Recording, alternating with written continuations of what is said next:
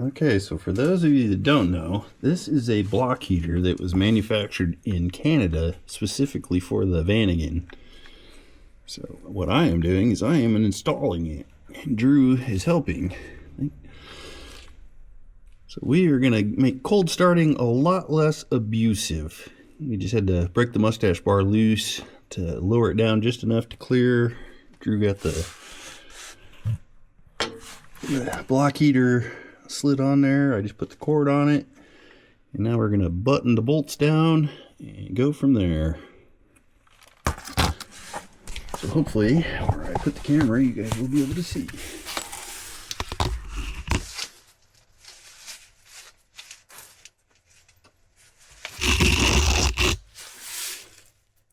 Super easy. It's only 2 bolts. It's just you have to take half the back of the engine apart to get to them.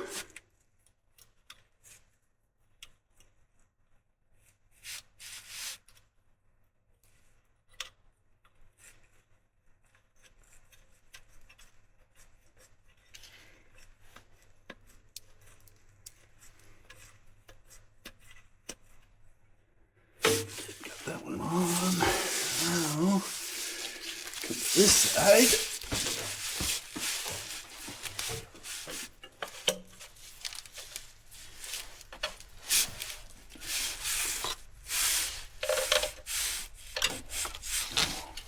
This would be the part where being left-handed would be nice, but I am far from left-handed.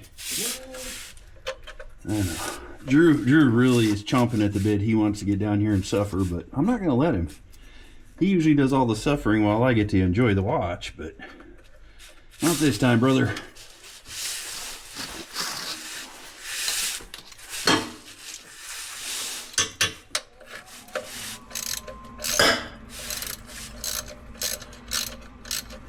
Not sure, did I mention I'm not left-handed? I'm definitely not left-handed. And this is definitely calling for a left-handed. Oh, there we go.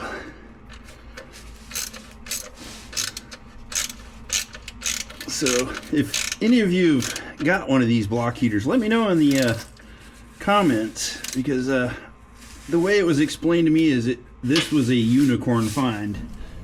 So, I'm pretty stoked to have it. And I got it out of Canada, so that was even a bonus.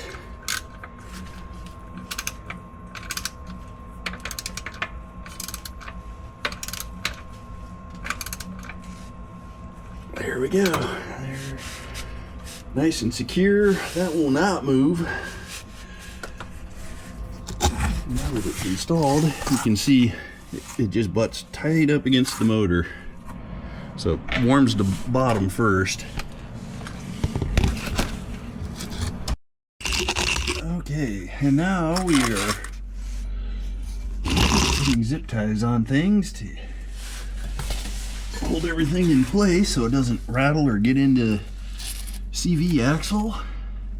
The problem is again, I'm not left-handed, and it wants me to be really bad. Oh, I don't know what that was, but that's not where we're gonna hook to.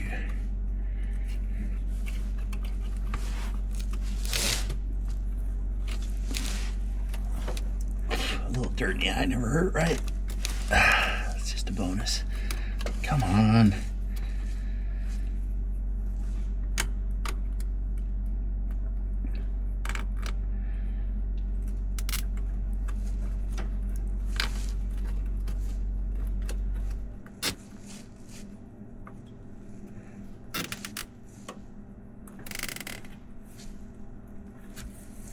Okay. I'm glad I fit so well down here. And I would be lost if I didn't fit so well. You want to run that under that hose that your finger's on? I was gonna zip tie right to it, right where it's at, because that looks pretty darn good. I just gotta be able to get to the other side of the zip tie. Let's see if I can do it one-handed. Hey, oh, I had it.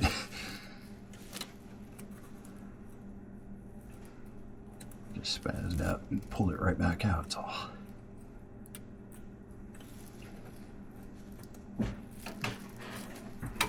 Come on, you can do it. There you go.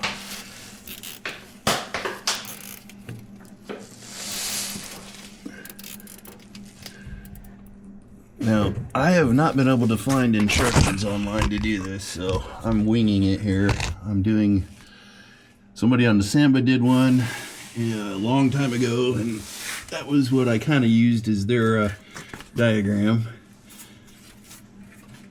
So hopefully this doesn't get hung up on anything, but as you can see, it's routed up through there and now up into the engine compartment, and we'll feed it in through the firewall. So I'm gonna clip these ends off and get out of here. This is where the wire comes up to right now, is right here. Now I will plug an extension cord in and we're gonna fish it through the firewall somewhere. I just gotta figure out which one. I don't think it goes in this one, but I'm not 100% sure. So I'm gonna do a quick little internet dive and double check, and then we'll finish this up. Okay, well here's something new. It is below zero. You can see the ice on the inside of the windshield and over here. So we're gonna do a cold start, but with a twist. I'm gonna see if it works. Oh yeah, that was nice. So I have the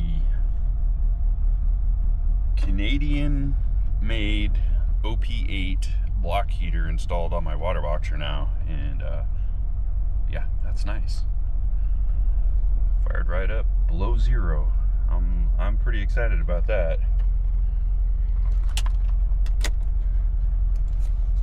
Yep, engine's running nice and smooth. Usually it knocks and bangs and it's not happy this early in the morning, but fired right up. So a success, yay. Oh, what's this, you wonder? And why is it plugged in? Well, for now, this is my temporary setup. I have a factory, well, not a factory from Volkswagen, but a Canadian built block heater that's actually bolted to the bottom of my engine, and that's what that's for. Eventually I'm going to hook it all into my battery bank, where all I got to do is flip a switch, it comes on automatically. But for now, I'm just plugging it into my power strip. Worked great. It was cold this morning, below zero, like 9 below zero, and I plugged it in for about 2 hours, hit the key, that thing fired up just like it was dead of summer. So definitely a good investment on my end. They're very hard to find. I just happened to find one, so I bought it. And I had to change the cord on it. The cord was pretty well junk, but it's just a standard block heater cord, so we've got tons of them up here in every auto parts store. So big shout out to Steve and Mary. Steve had one just sitting in his workbench, so while we were installing it, he went and got a new one off his bench and gave it to me. So thanks again, Steve, appreciate that. Yeah, my block heater works great though. Fantastic setup, love it. So the old 2.1 factory engine fires right up when it's stupid cold out. Now we're getting close. Okay, so that was the first full test of the block heater that I installed, running off of my power. So let's see, we're gonna do a cold start. That is so nice. You can see that the temperature is buried, so that should come up relatively quick. But yeah, that's super nice, being able to start your vehicle in the middle of nowhere even though it's cold out. So that was a good investment, especially up here for me, because there's been a few times, like last winter when it was 25 below zero, I couldn't get this thing to start for almost a week, and it was partially my fault. Had a really weak battery, which I had just upgraded not even a week ago. I put an Optima yellow top in and it just barely fit. But I have 800 cold cranking amps also now, so that really helped a lot in the starter department. And then the block heater, wow, that's just going to be a game changer. Now it does burn some power. It's 250 watt, but it's bolted directly to the engine, and it works well. Obviously, Canada made them for over a decade. So the one thing with when I was doing the research for a block heater, because I was looking for a block heater, Most of them run 800 watts to 1500 watts an hour, and my system would run the 800, but that would be it. I mean, literally I wouldn't be able to run my battery or my heater or anything if I was to use just the block heater.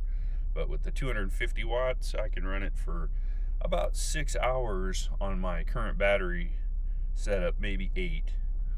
So don't need to run it that long. It only needs about 60 minutes to 90 minutes, even below zero. So I'll keep you posted on it. I'm still playing with it. That's one of my cold weather gear upgrades that I'm working on. But so far I'm loving it. It works great in town, and now that I've got to actually use it out here more remote, I'm impressed.